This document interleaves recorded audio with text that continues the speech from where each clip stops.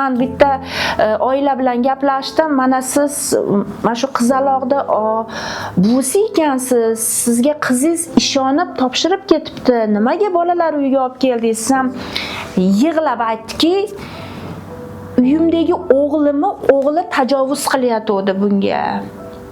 Yetilib qolgan 12 yoshli qizga shu uyimdagi men deydi, buni tishlasam ham og'ridi, bunisi ham tishlasam og'ridi.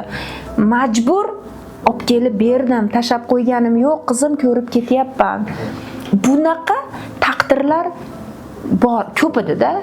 Mana hattoki shunaqa holatga duch keldimki, bitta bola bor edi. U ham xuddi shunaqa yaqinlari masalan ota-onasi bir kunda avtohalokat qurboni bo'lishgan. Ota o'zi yetim katta bo'lgan ekan. Ona tomonidan anchagina muammoli holatlar bo'lgan ekan va o'sha bolani ham tanib, hozir ular bitirib ketishdi, menimcha adashmasam 18 emas 21 ga kirdi-da u bolalar, katta bolalar bo'lib qolishdi.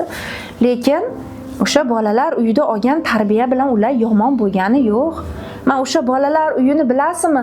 Bog'boni ham bolalar bilan mana shunday gaplashardi-da. "Ke bolam, bitta daraxtni birga keling.